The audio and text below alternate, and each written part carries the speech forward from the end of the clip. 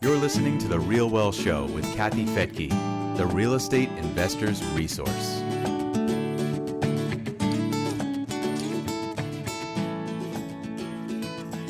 Welcome to the Real Wealth Show. Today we're going to be doing a real wealth story, which we haven't done for a while. And joining me to co-host is my hubby and partner, Rich Fedke.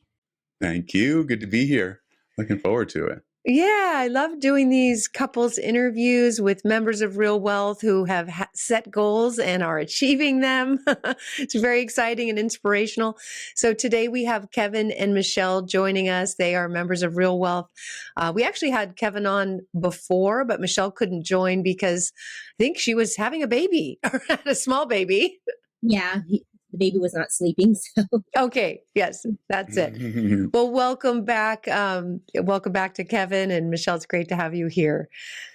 What got you into real estate investing? Going back, when did you start, and what got you into it? So I started, of course, with Rich Dad Poor Dad, reading Robert Kiyosaki, and Nice. Just taking a few of those lessons. Lesson one: get a job in sales. Number two, use that experience to be able to learn to build something within real estate. And so I found Yale back in 2012, and it just seemed to marry theory to practice, which was really exciting.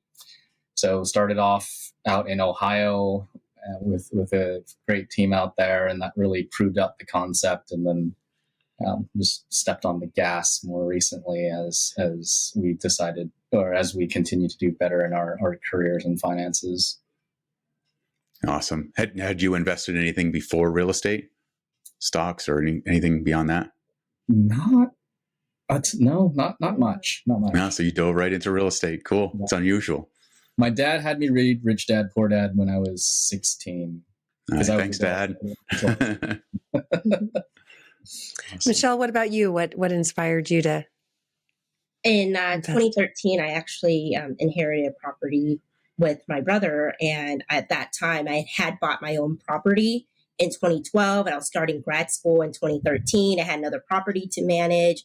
And so it kind of just fell into my lap, learning the ropes. And then in 2016, my brother and I went in on an investment property here in Sacramento. And at that time, right when we invested, I actually met Kevin. And it was something that we enjoyed together, and that's how we connected. And it just kind of went from there. And then I pulled the money that I had, my portion of the property in Sacramento. And then when our relationship took off, we actually took part of that money and moved it out of state. And then the rest is just history for us. Yeah, good. Found the right partners. Awesome.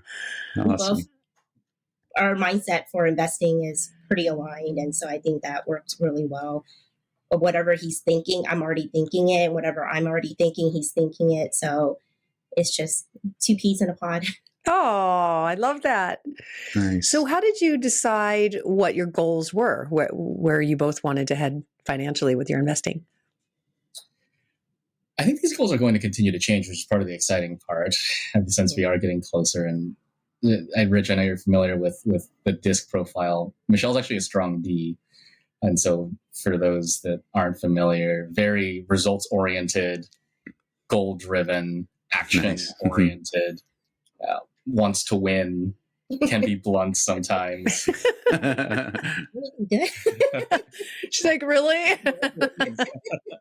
I fall into the S quadrant, but with a big tick in a lot of those same traits: entrepreneurial, results oriented, driven. You need that in sales as well.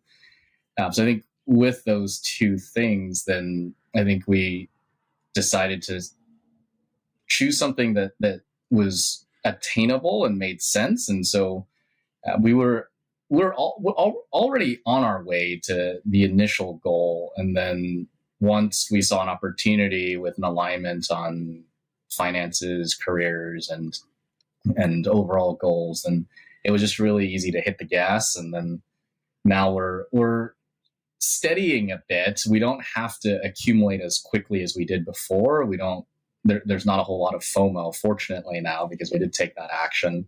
Mm-hmm. And so I think once we get to that goal, and we're also talking about what happens beyond that, which is fun. So your goal is 20 properties, and part of the reason for that is because you can each get 10 loans. Is that why? Yes. So that's our initial goal of just obtaining those each 10 loans. And then we'll just go from there. We're not quite sure yet. We've been hitting the gas pedal really hard the last 3 years. And in the past 3 years, we started our family. We just had another baby last year. It was a different headshot last time we did this versus this time. Awesome. We had another baby. So things have been really busy in the past 3 years. And so now we're kind of just slowing it down. And we want to also enjoy our money and just enjoy our money, enjoy our kids, enjoy life. Because now COVID's over, things are opening up. So we're looking at other perspectives and other opportunities. And so it's not just about investing and making that money and saving and preparing for retirement, but also being able to enjoy that and enjoy everything and not just have to wait to enjoy things when we're retired and we might not have the energy to enjoy it anymore. Nice. So retire from the things you don't like doing. Like it. Nice. So 20 properties is the goal. What's for the sake of what? Like why accumulate? Is it just financial security? Is it to free up your time? What's the intention? Yeah, I think it's a good question. And I think that's what we're asking ourselves, especially as we prepare for what's next beyond that. And I think the short answer is just super tactical. It's the banks say we can get 20 loans between the two of us, and we look at the inflation rates and what we can borrow money for. And then we look down the road, and it's sort of an offense defense thing too, that we see from our perspective, where we are pretty convinced we're not going to get Social Security payments given our age, where things are headed there. And so we don't really think that's going to be around for us. So we have to be more proactive about having our plan for ourselves. And even the whole concept of a 401k, to me, it's a bit of a moving target. It's difficult because if you could accurately forecast how much longer you're going to live, how much it's going to cost to get there, I don't know if you would still be working. You'd be doing something else.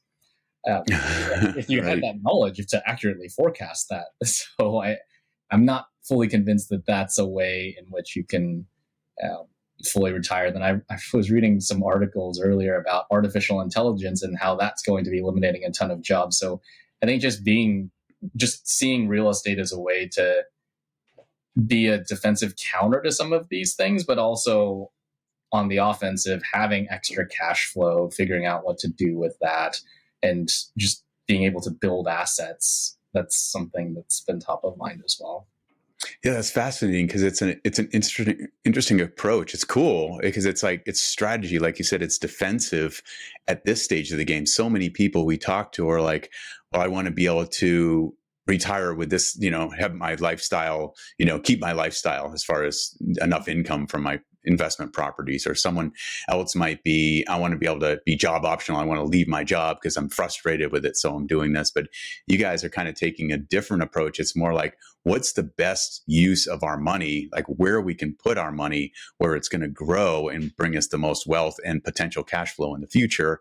And then we'll figure it out later. But it's like, what do we do with our money now? It's cool. I like that. It's a defensive approach. And we have kids. And so, right now they're young, they don't need too much, but we don't know what they'll need further down the line. And so just being able to set ourselves up in the best position that we can, we're also setting our kids up.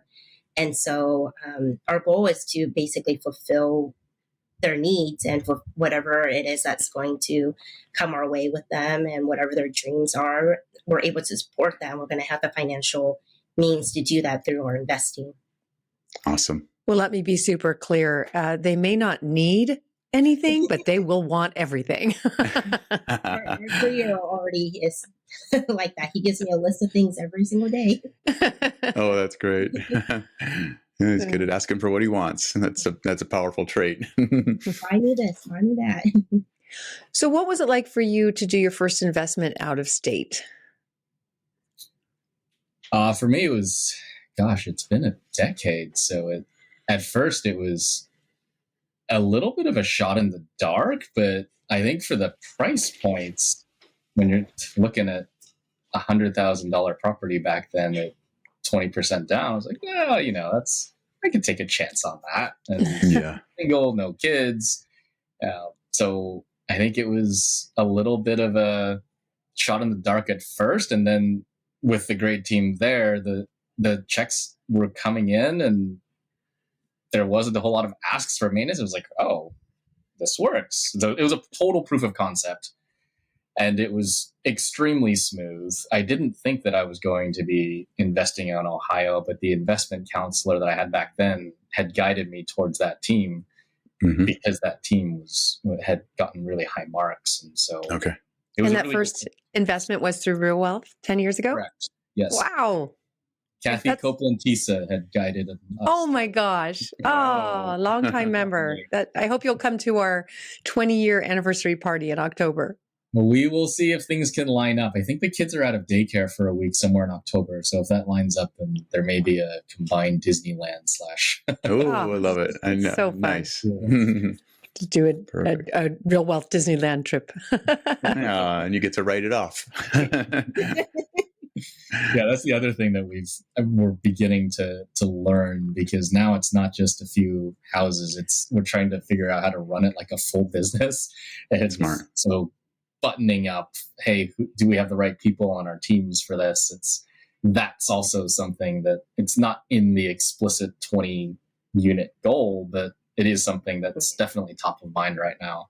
That's part of our goal this year. Is we're looking at our portfolio and like, oh wow, we're almost at our goal. Now what? We've been in the last 3 years, we've been in an acquisition state, and so we've just been acquiring properties left and right, closing deals. We still have one more property to close on, and then what's next? And so we need to make sure that we're set up to protect ourselves, and so that's something that we're actively seeking right now, and making sure we have the proper people to help us with that. Nice. Yeah, I'm curious. Over the past 10 years, there's been lots of ups and downs. There's been lots of drama, right? We've had change in leadership, and then a change again, and then COVID. And what's kept you on your mission to acquire and build your portfolio in spite of all those kind of headwinds? Yeah, it's a good question. I think there's been different responses at different points, and so I think the most recent one, we had some challenges with one of the property management teams down in Florida, and while there were challenges, and it's something that we felt like we got taken advantage of, but that stuff happens. And one thing is, it's a lot easier when we've bought those properties for the price points that we have, and the rents and the purchase prices have gone up, and just looking down the road 5, 10, 15 years, there's no way that we can get that same investment that we did back then. And so that helps take some of the pain off. And I think another thing, especially in that same example, is that we want to teach our kids too. Sometimes you do everything right, and sometimes things still don't go your way. And so the best way to be able to teach that is to go through it and know what it's like before we communicate that out to them. I love that. That's so much what Rich studies with stoicness. Yeah, and you can control your actions, but you can't control your outcomes, right? So all you can focus on is your actions and give it your best. Learn as much as you can and take bold action, which you guys have done, which is awesome. And yeah, usually it works out when you're well educated, but not always. Yeah. Yeah, and then the sports analogy too. I think in baseball, for example, if you make 7 outs for every 10 appearances that you go up to the plate, that means it's a lot of outs, and that's more often than you reach base. But still, if you do that, then you're still in the Hall of Fame. And we don't have to do that for real estate. We don't have to win every single battle, but if we win enough, great point. We're still going to be ahead. Yeah. What other lessons would you teach your kids? Will you teach your kids in the future? What do you think are some of those big ones? Money lessons for sure. We've seen so many examples where it's definitely not taught in schools. And so the exposure that kids get from their parents about money just is paramount. The way that we talk about it, the way that we leverage it, the way that we can use it to do different things. And just a funny side story too. We've begun taking our older 3-year-old son to local open houses in the neighborhood. And just to get him a little exposed to it. He loves it because some of them have free snacks. And so he's nice. Great. Trying to get him comfortable with some of that. And I think that's a starting point. It's really interesting because in so many families, money is not talked about. It's almost like shy away from it. You don't bring that up and everything. Have you seen that in other families, or was it your experience growing up? Yeah, I think so one of the podcasts that we listen to, and they've got a Netflix show now. It's really exploring that. And I think he bills it as the intersection of psychology and money. That's where his specialty is, because it's so much of what it is, where oftentimes when decisions are made or emotions are felt, it's not a numbers problem. It's actually an emotional, psychological thing about how you do it. Wild. What show is that? On Netflix, it's called How to Get Rich. The podcast is I Will Teach You to Be Rich by Ramit Sethi, who, ironically enough, grew up in Sacramento as well. Yeah. Awesome. We'll have to put that in the show notes. Sounds good. Yeah, I love what you said about taking your kid to open houses. That was my Sunday afternoon fun day with totally our daughters. We would go to different open houses and we would guess the price. And just for fun, whoever guessed closer, won something. I don't remember what, but it just became a game, and we both got really, really good at guessing the price. Is your other daughter, is she the one that's out doing the Golden Visa program? Because that was also interesting to us. Yeah, that one. Yeah, the 23-year-old is the one who's been traveling Europe. Unfortunately, the Golden Visa program is ending, so anybody who wants to do it needs to jump in really quickly because they're going to end it any day. But you can get on the list. Right. Our older daughter was 24 when she bought her first property. Yep. Pretty awesome. Yeah. So mom inspired that, and she made it happen. And that house went up in value a lot. She was able to sell it profitably and roll that money into a new property. And now she lives a half hour from us because she started young. So absolutely great to teach those money lessons as soon as possible. Yeah. And that's what we're noticing too, where it happened to me. It's happening here. The opportunity to own a property close to where you grew up is just getting harder and harder. It doesn't really matter where you are. It's just getting harder and harder. So the only way I think to balance that is to start early. Yeah. Definitely start early. That's what I think I love about Bigger Pockets, with all the references and, resources for young people, even books and all that stuff, getting started, a real estate rookie and all that. So yeah, it's cool. It's a lot different than when we started RealWealth 20 years ago. There was barely anything available. Yeah, it's interesting. It's almost the opposite problem now because there's too much information. I feel like that's really a good point. Yeah, who do you listen to? Yeah, welcome to 2023, right? And then pretty soon it's going to be just AI. And do they know? We'll find out. Yeah. Oh, very good. So just in wrapping up, it does seem like you're not as focused on cash flow today as in building a portfolio. Would you say that's true? Yeah, I think that we've evolved with that. At first it was about, it's got a cash flow just in case things don't go right. At least we've got a lot of our bases covered. And then I think as we've acquired more properties in the appreciating markets, the cash flows aren't as great. But the other thing that we found is that the rents have skyrocketed in some of those appreciating markets. So it's difficult to put that in the year one pro forma. And even if you do mark that out 3 years, 5 years, it's a tricky thing to forecast because rent growth is a really difficult thing to predict because now we're seeing rents flatline.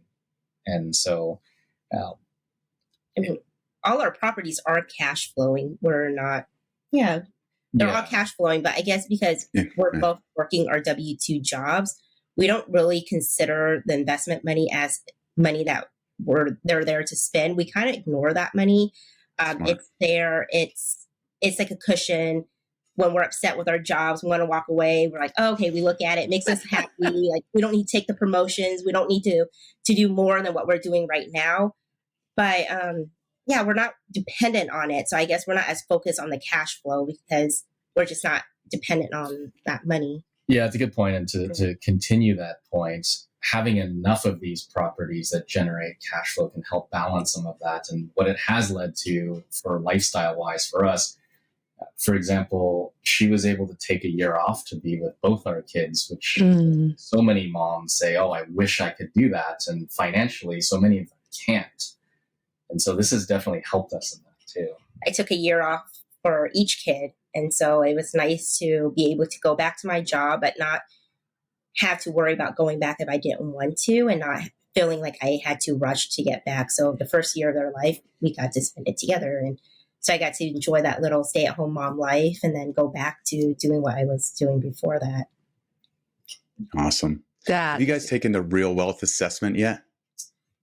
I took it. No. And do you remember where you were on your score? Low 80s. Low 80s. Oh, okay. It's pretty solid. Yeah, most people who take it come in around like 50 to 60. So it's good. You've put some things in place. And any insights or ahas from it where you're like, oh, this is where I need to put more of my attention?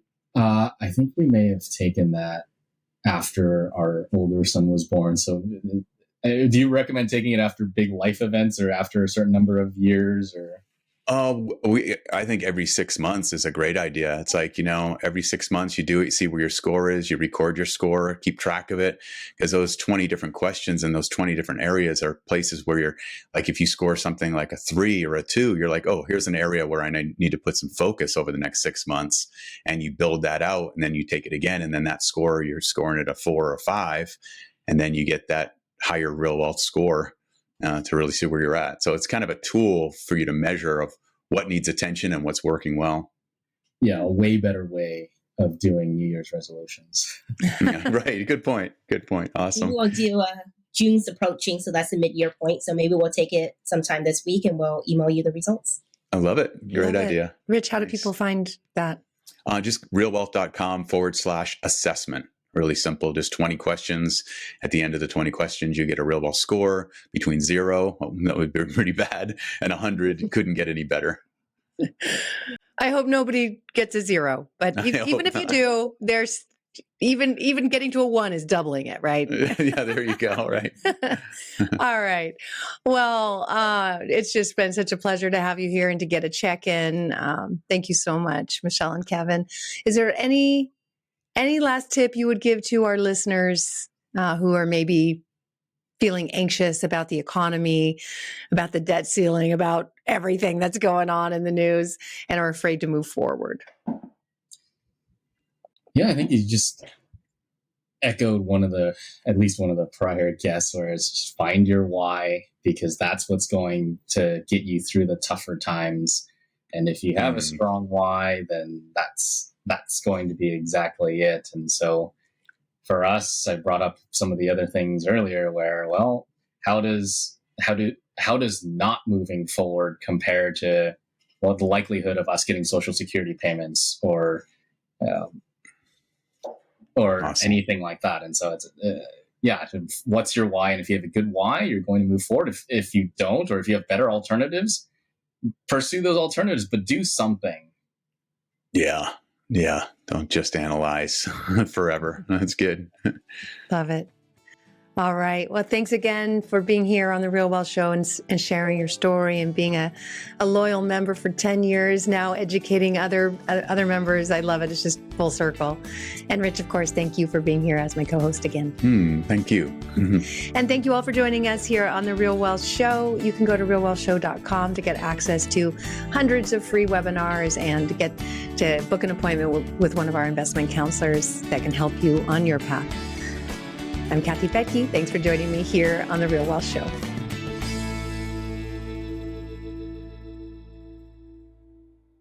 The views and opinions expressed in this podcast are provided for informational purposes only and should not be construed as an offer to buy or sell any securities or to make or consider any investment or course of action. For more information, go to realwealthshow.com.